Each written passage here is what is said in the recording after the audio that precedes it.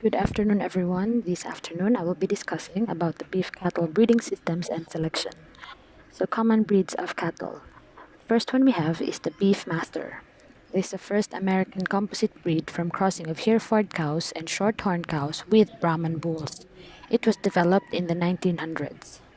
Next one is the Belted Galloway, or also known as the Oreo cookie cow, for obvious reasons, and it is also the oldest known British breed. So this breed is adapted to living on the poor upland pastures and windswept moorlands. Then the Angus, we have the Red Angus and the Black Angus, or its official name, which is Aberdeen Angus. So before, the Red Angus and Black Angus are a different breeds, but now they are considered as one. Angus are renowned for its improved carcass quality and milking ability, and it is also the second most popular beef breed in terms of meat quality. Next is the Blonde d'Aquitaine, or simply the Blondes. It is a modern French breed of large domestic beef cattle, and since about 1970, it has been selectively bred specifically for beef production, mainly because of its high dressing percentage and superior feed efficiency. Then we have the Brahman, an American breed developed in 1885 from cattle originating in India, or as we all know, the Zebu cattle. Its main use in USA is for development of new composite breeds because when they are crossed to a different breed, the hybrids inherit the positive traits that they have, such as the ability to withstand really high heat and disease resistance. The methods of breeding systems. Straight breeding simply means using the same breed for both sires and dams. It is also the simplest system to operate. Inbreeding, the mating of closely related animals by ancestry, like brothers and sisters, father and mother, and this can reduce performance, especially in traits such as fertility, livability, and longevity. Then we have the line breeding, a type of inbreeding which can elevate the influence of a genetic line or individual while minimizing inbreeding overall. So an example for line breeding is cousins and grandparents. Crossbreeding. Crossbreeding involves mating systems in which more than one breed of cattle is used. A major advantage of crossbreeding is heterosis, also known as hybrid vigor. With individual heterosis, crossbred calves perform better than the average of their straight breed parents. Maternal heterosis is an important type of heterosis. This is heterosis in the crossbred dam.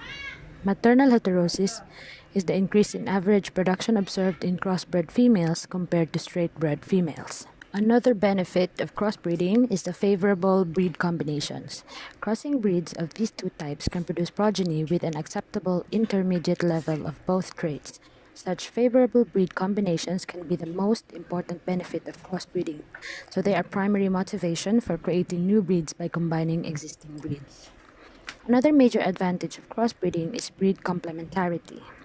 This is the ability to combine performance for traits from two or more breeds into one animal.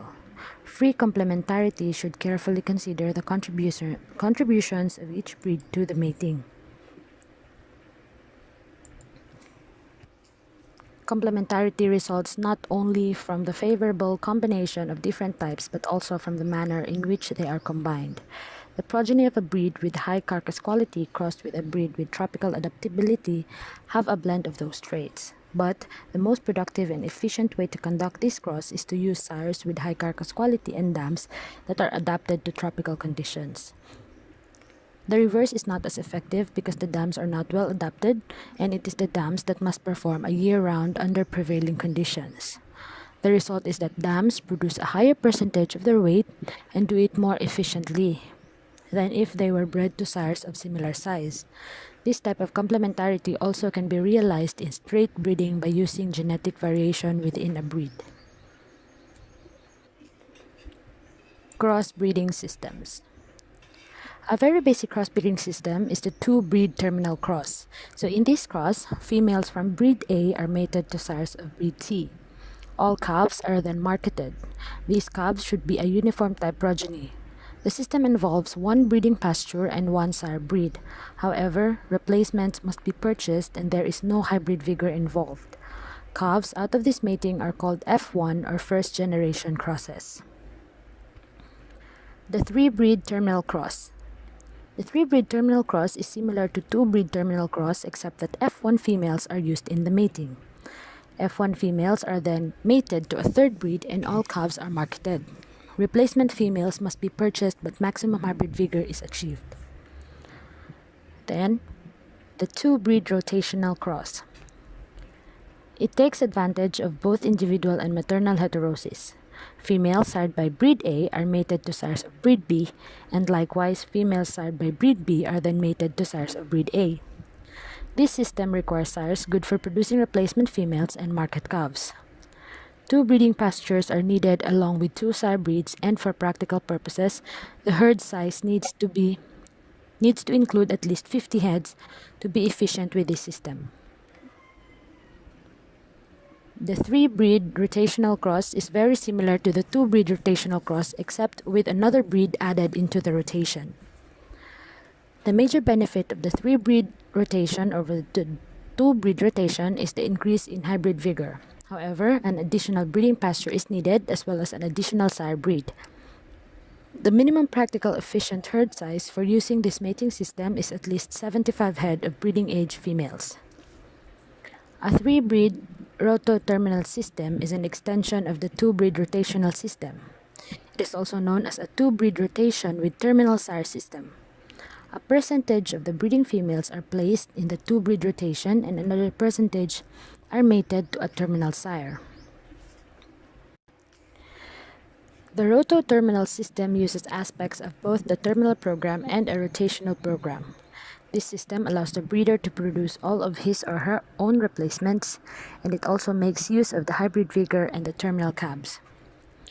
Side rotation is a commonly used crossbreeding system where one breed of sire is used for 4 to 6 years and then the sire breed is changed. This system can use 2 or more breeds depending on the goals of the producer. It is simple in that it only uses one breeding pasture and one breed of sire at a time. This makes it very convenient for small breeders to use. Implementing a well-designed crossbreeding system is an important management practice on commercial cattle operations. For improving profitability, such a system should be used to take advantage of breed complementarity and heterosis while also fitting the herd size and resources of the operation. Beef cattle selection, or the beef sire selection. A herd bull contributes half the genetic makeup of his calves and plays an essential role in herd genetic improvement. The herd bull is the most important individual in a breeding herd. A cow or heifer typically produces one calf per year, while a mature herd bull may sire 25 or more calves per year. Thus, a herd sire may contribute more to the genetic makeup of the herd in one breeding season than a cow contributes in her lifetime. Selecting genetically superior bulls is the quickest path to herd genetic improvement. Selection goals. Acceptable combination of traits that complement the strengths and weaknesses of the cow herd and match markets. Other factors that should be considered in bull selection include structural soundness, conformation, libido, disposition, scrotal circumference, sheath, frame size, muscling, breed, horn presence or absence. Selection tools. The expected progeny differences, or the EPDs. EPDs are a useful genetic selection tool for many of the traits. Expected progeny differences provide predictions of the expected performance of the calves sired by a bull compared to the expected performance of calves sired by another bull. They are based on the performance records of an individual, its relatives, and its progeny. Selection criteria.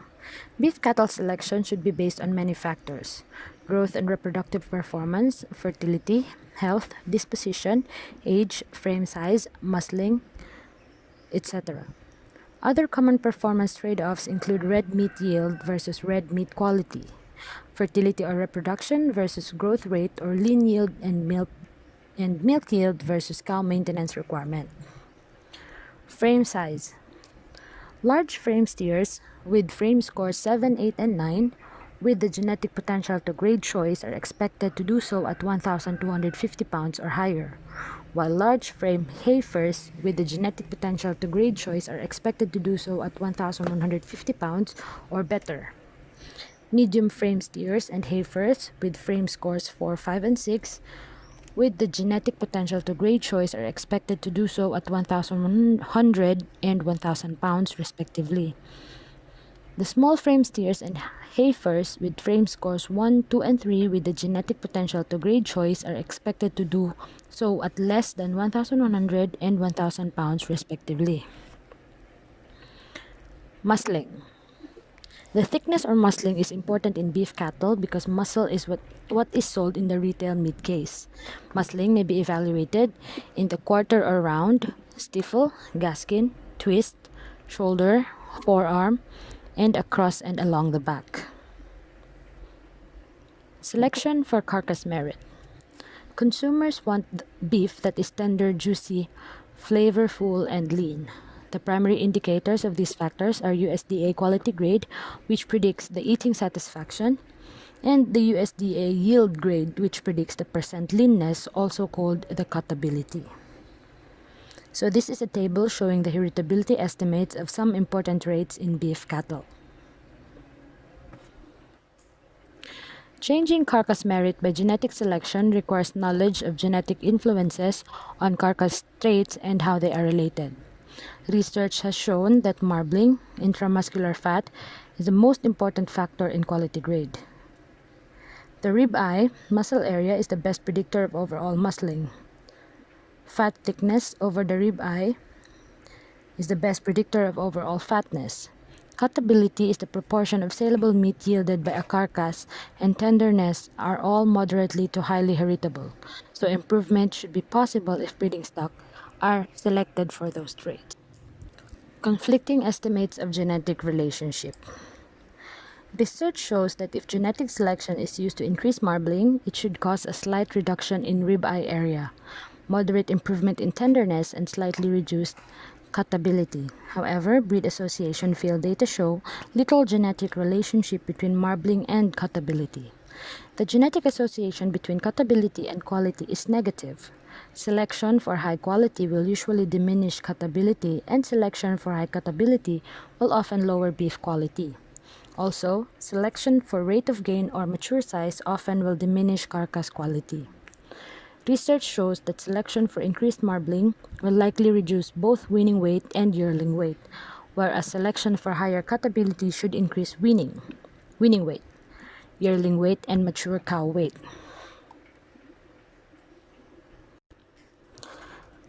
This is a table showing the inheritance of polledness or horns for the beef cattle. So polledness or horned calves are often discounted at sale time. So horns can cause bruising and other injuries to both cattle and cattle producers during handling. Horn-related injuries may occur during shipping as well as in the feedlot and are thus undesirable to cattle feeders. For the summary, after choosing a breeding system, producers should determine what breeds and individuals within breeds fit their climate, forage, general management practices, and market. Regardless of the size of the cow herd, the use of single breeding groups is by far the most common practice in Texas.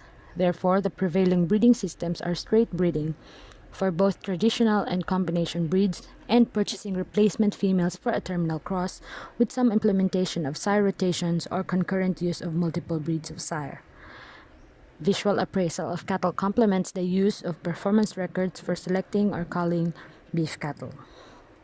So that is all for my report. Thank you so much for listening.